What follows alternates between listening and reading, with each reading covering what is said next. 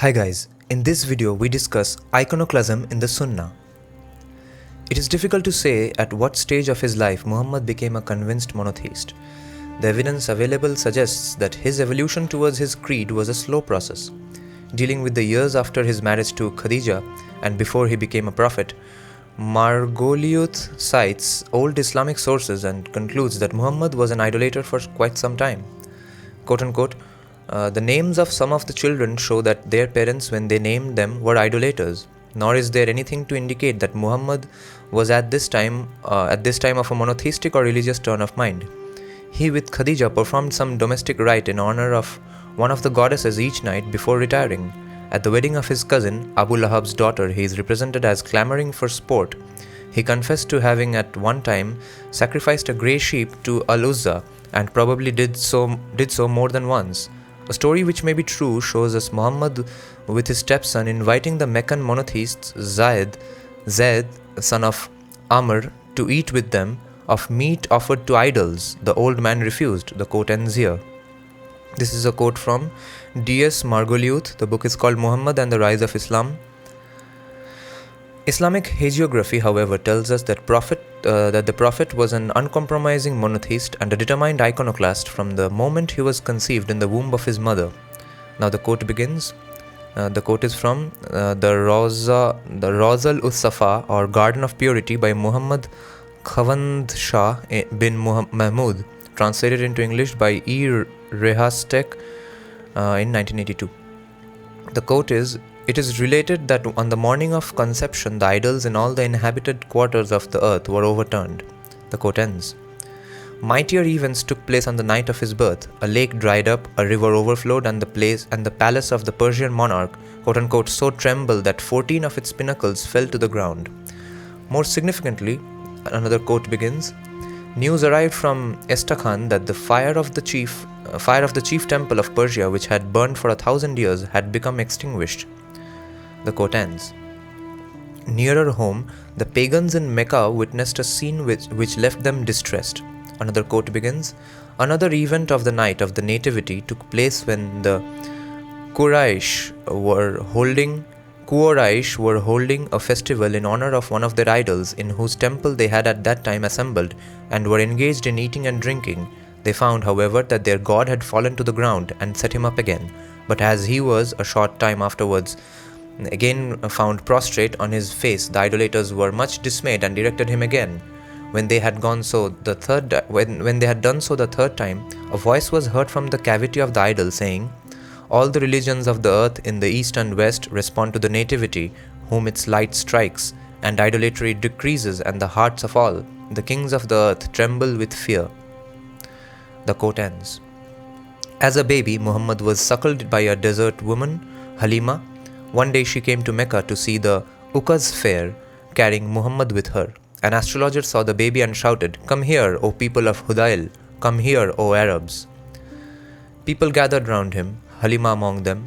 He pointed towards the baby and said, "He will slaughter people of your religion and smash your idols." Halima took fright and ran away with the baby. Muhammad was more than 3 years old when Halima took him to Mecca with the intention of returning him to his family, but the child got lost when they arrived in the city. Halima was searching frantically for him when she met an old man who heard her story and wanted to help. "The foolish man," says the biographer, "went to Hobal, and after praising him, as is the fashion of idolaters, he continued, 'This woman of the Bani Sa'ad says that she lost Muhammad, the son of Abdul Muttalib. Restore him to her if it so pleaseth thee.' As soon as that misguided individual had pronounced these words, Hobal fell prostrate on his face, and from the cavity of his statue the words were heard, 'What have I done? What have I to do with Muhammad, who will be the cause of our destruction? Tell the idolaters that he is the great sacrifice, that is to say, he will kill all, except those who will be so fortunate as to follow him.'" Muhammad was a young boy when he was invited by his uncles and aunts to join a celebration in honor of Buana, a god to whom the Quraysh were much devoted. He was reluctant but yielded under pressure from the family. But when he came back, he was terribly frightened and looked depressed. His aunts asked what had happened to him. He said, "Whenever I went near an idol, I saw a man, white and tall, calling out to me, 'O Muhammad, Get back, do not touch it." He never joined a pagan celebration again. Sometime later, his people were sacrificing to Buana. A voice came out of the idol's belly. "A strange thing has happened. We are being burnt in fire. Abeyance of Wahi or revelation has come to an end. A prophet has taken birth in Mecca. His name is Ahmad. He will migrate to Yathrib." His uncle Abu Talib had taken Muhammad with a caravan going to Syria. The caravan halted near a monastery at Bostra where Bahira, a Christian monk, felt drawn towards Muhammad and made enquiries about him from the other Arabs. Now a quote begins by Ibn Ishaq. Who was Ibn Ishaq? Ibn Ishaq wrote the book Sirat Rasulallah, translated by A. Gilom as The Life of Muhammad, OUP, 8th impression, Karachi, 1987. Now, Ibn Ishaq says, "When the people had finished eating and gone away, Bahira got up and said to him, 'Boy, I ask you by Al-Lat and Al-Uzza to answer my question.'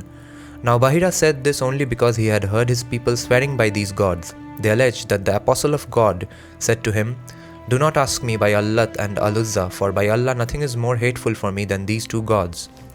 A similar event is reported to have happened in his youth when he was employed by Khadija and travelled to Egypt with her merchandise. The caravan came across another Christian monk named Nastur, who also fell for Muhammad. Nastur descended from the roof of his hermitage and said to the apostle of Allah, 'I adjure thee by Lat and Uzza to tell me what thy name is.' His holy and prophetic lordship replied, 'May thy mother be childless, begone from me, for the Arabs have not uttered any words more disagreeable to me than thine.'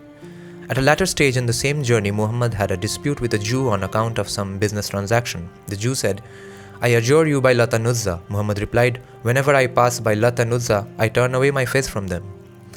Now it is well known that hagiography everywhere projects future events into the past.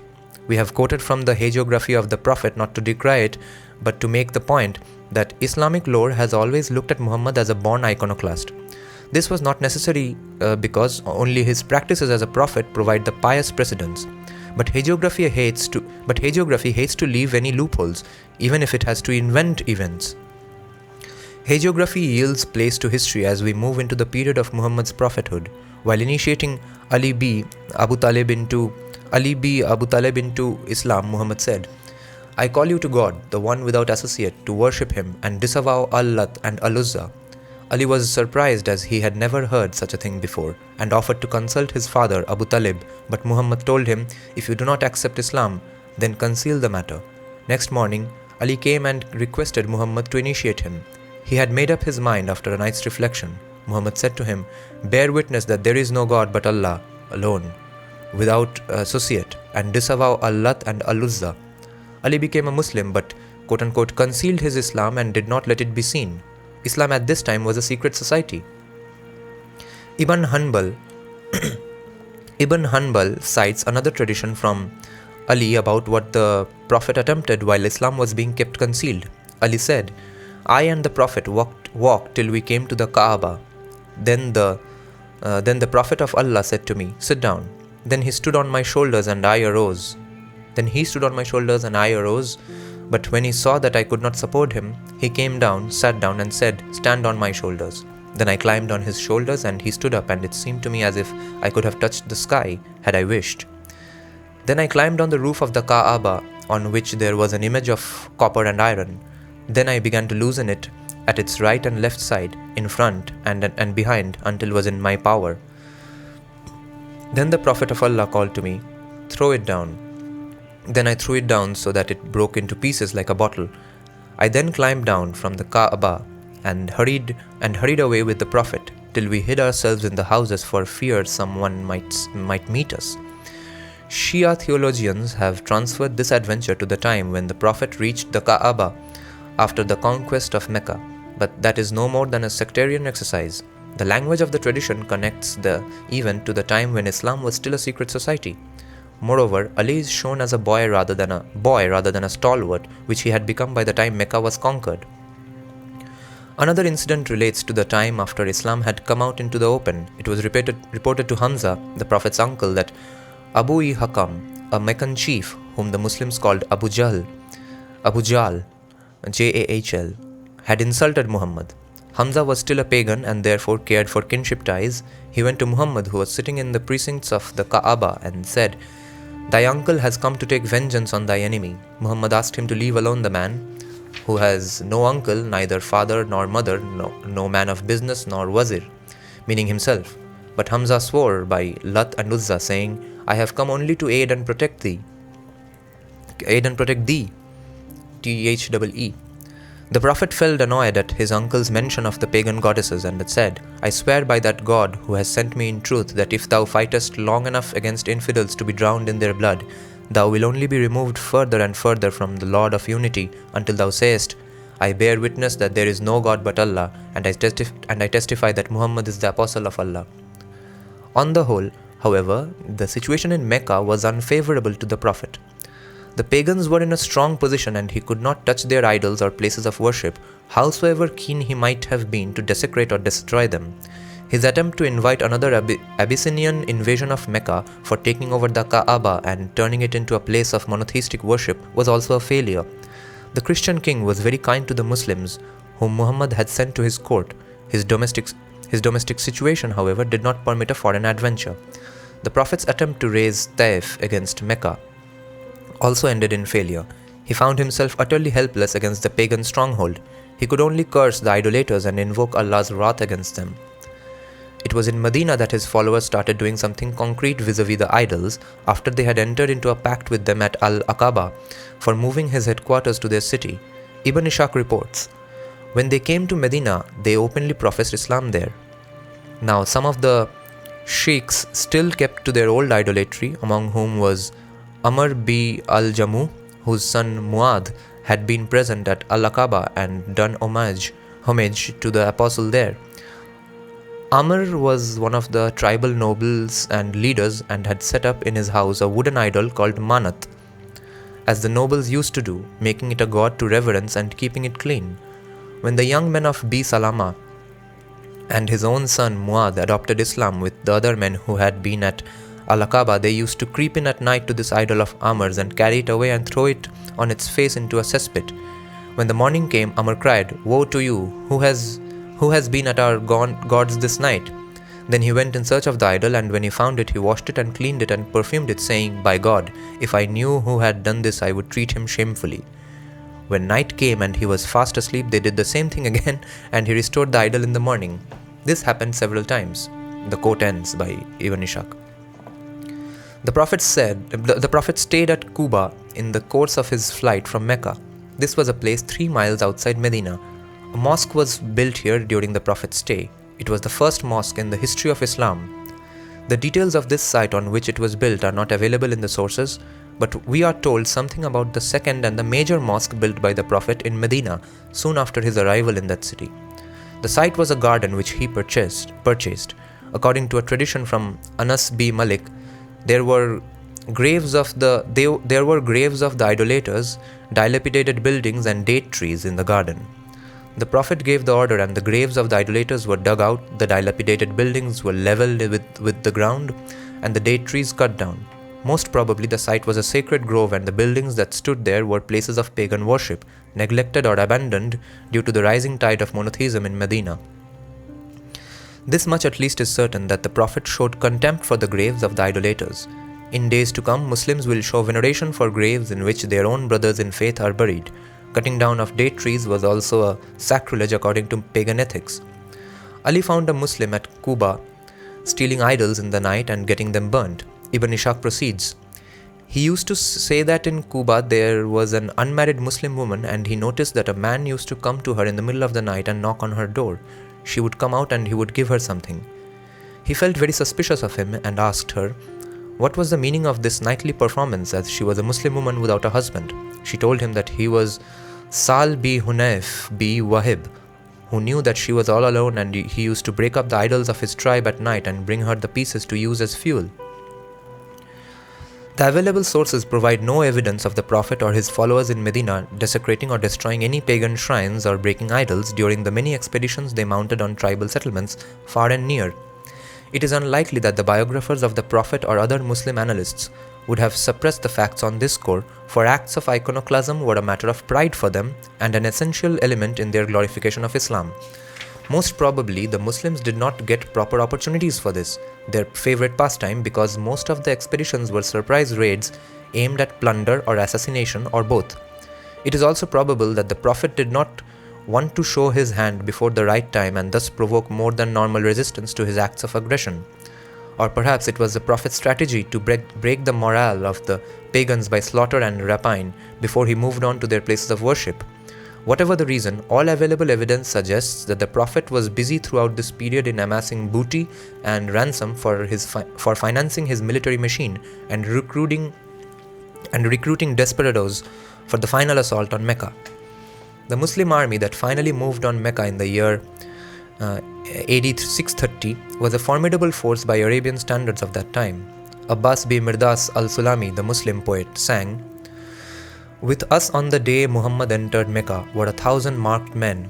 The valley flowed with them. They had helped the apostle and been present at his battles, their marks on the day of battle being to the fore. In a straight place their feet were firm. They split the enemy's heads like Colossians. Their hooves had travelled nudged beforehand, till at last black Hijaz became subject to them. God gave him the mastery of it. The judgment of the sword and victorious fortune subdued it to us." The poem ends. Small wonder that Mecca surrendered without a fight. The pagan leader Abu Sufyan developed a cold feet as soon as he saw the marshaled ranks and went over to Islam. Very soon he will be breaking the idols for which he had fought for so long. Abu Sufyan recited the following verses in which he excused himself for what had gone before. Now, it's a quote by Abu Sufyan. "By the life when I carried a banner to give Allah's cavalry the victory over Muhammad, I was like the one going astray in the darkness of the night, but now I am led on the right track." The conquest of Mecca by Muhammad was the most significant event in the history of Islam. The success of the enterprise settled the character of Islam for all time to come. The lessons drawn from the success constitute the core of Islamic theology as taught ever since in the sprawling seminaries. The principal lessons are two. The first is that Muslims should continue resorting to violence on any and every pretext till they triumph. Setbacks are temporary. The second lesson is that Islam should refuse to coexist or compromise with every other religion and culture and use the first favorable opportunity to wipe out the others completely so that it alone may prevail. Our present context is concerned with the second lesson.